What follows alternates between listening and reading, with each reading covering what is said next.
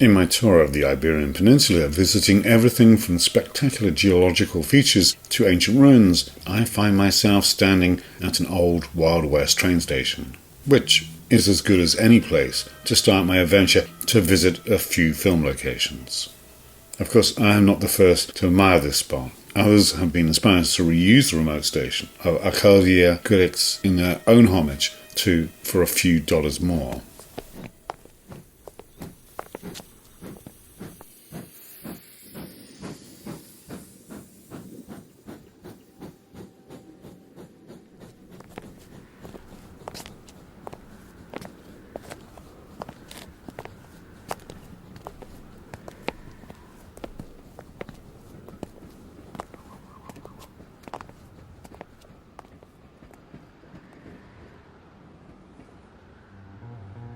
Despite the huge solar power plant and modern rail tracks, the backdrop of the snow-capped Sierra Nevada makes this a spectacular spot, whether you're a fan of spaghetti westerns or not.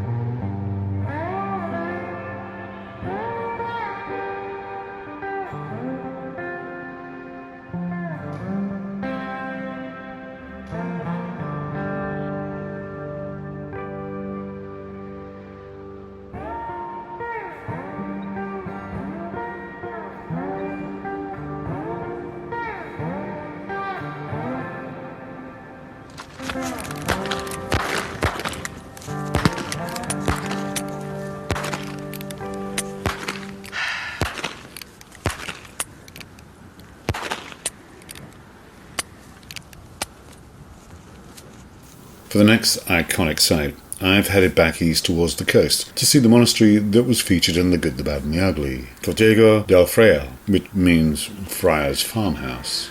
Built around 200 years ago by the Dominican order of monks, it is now listed as an asset of cultural interest, not so much for its religious history, but as a filming location. It's in a state of collapse, and despite intervention by both concerned locals and the government, the private landowner allows it to fall into ruin.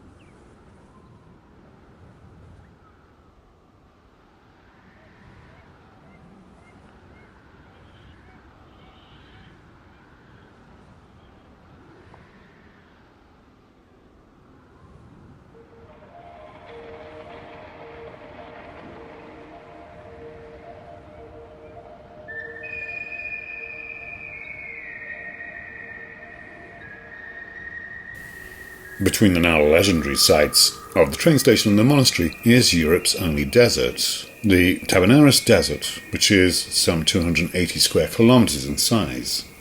It is an evocative rather than accurate portrayal of the deserts of southwestern USA and northern Mexico. It's the cool arid desert in a relatively high altitude of 400 metres, but it's only 30 kilometres from the coast. The lack of rainfall is caused by the Fian effect, with mountains and wind patterns effectively intercepting any rain-bearing clouds. As a habitat, it's an important as a rare ecosystem with plants like the sea lavender, a threatened species elsewhere, as well as adapted fauna like yellow scorpions, tarantulas, black widow spiders, ladder snakes, and the North African hedgehog.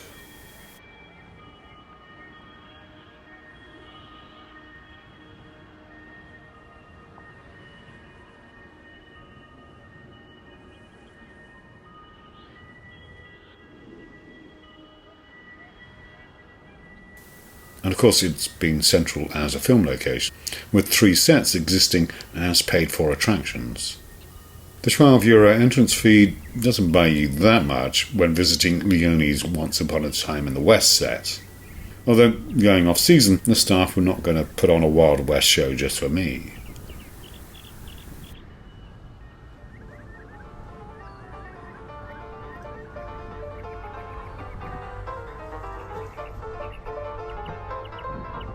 Two other sets are close by. Mini Hollywood, which is the most authentic, built for a few dollars more and reused in The Good, the Bad and the Ugly, as well as Doctor Who's 2012 episode, A Town Called Mercy. And Texas Hollywood, aka Fort Bravo, which was the first to convert to a theme park attraction in the 70s, when public appetite for budget westerns dried up and the sets fell into disuse. They both offer a lot more entertainment as well as Wild West enactments, so they're probably better value at €20 if you had to choose one. Of course, these desert towns of the Old West are complete fiction. Why would anyone set up a settlement in the desert? As is the notion that the American Civil War was ever fought in the desert, as portrayed in The Good, the Bad and the Ugly. Texas was in the Confederacy, but no battles were fought there. Certainly not in the western deserts, but historical and geographical accuracy is not the point of good drama. When I first watched spaghetti westerns as a young teenager, I was engaging with modern myth. A fabulous fantasy of anti-heroes for the protagonist, wicked villains and violence, all with a backdrop of barren desert and shanty towns, and wrapped up in political subtext, subverting convention and accompanied by the most perfect soundtrack. The settings may have been fantasy, but the viewer's experience of the Wild West, stripped of the mythical American romance, was more authentic.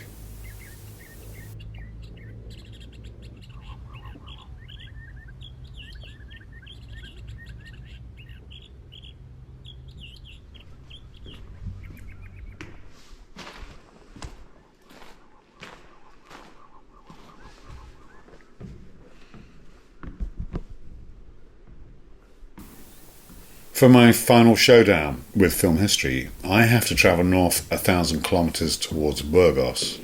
But before I get there, I'm visiting the historic monastery of San Pedro de Almanza. Entry is free, and one of the rooms was used as a hospital scene in the film The Good, the Bad and the Ugly, which they acknowledge as part of the site's modern history, and thus it attracts more visitors.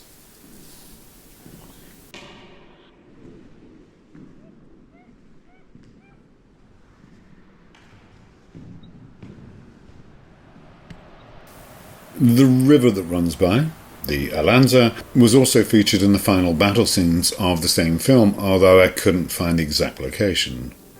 I'm not that nerdy.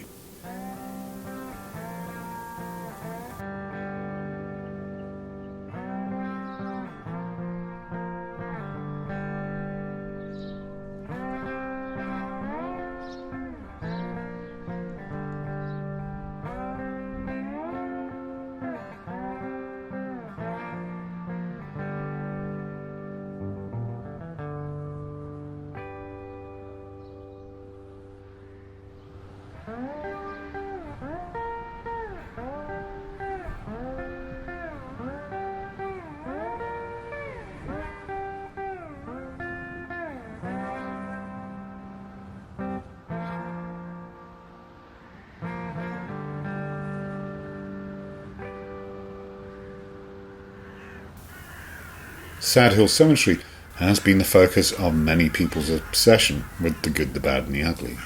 It's a gladiatorial arena where 5,000 imaginary dead look on the final battle. It's good because it's a scene that will go down in movie history. However, it's bad in that dictator Franco forced his conscripts to not only act as extras, but also to build the 5,000 grade cemetery. And it's obsessive rather than ugly in that the site was largely forgotten, until a group of Spanish film fans, who were not even born when the film was released, decided to restore it, as seen in their documentary Sad Hill Unearthed. In the process, the Spanish government have recognised it as a site of protected cultural importance. If you want to support their work, you can commission a grave cross with your name on it. Alternatively, you can bring your own, as there are plenty of spare graves, and I don't think anybody will mind. Now, I didn't drive thousands of miles just to see a film location. Still, these films were deeply influential to me in my youth. Growing up in the late 70s, spaghetti westerns that were slowly appearing on television were like the music I listened to. Punk films, Tarantino before Tarantino, with a brilliant soundtrack that got me into other film soundtracks, which became a secret passion of mine. But visiting a film location like Sad Hill Cemetery offers more than just nostalgia. It can be a sublime experience that allows you to connect with the story and the artistry of filmmaking in a tangible and meaningful way, while also providing a sense of discovery and personal fulfillment, because you finally made it here. And it really is a heck of a long trek to get here. Spain is huge. Being at Sad Hill Cemetery is really cool. The scenery is spectacular, and I've really enjoyed my stay. And I probably wouldn't have ventured into the northern interior without the purpose of a pilgrimage, and I'm enriched for the effort. If you're in northern Spain, I highly recommend a visit.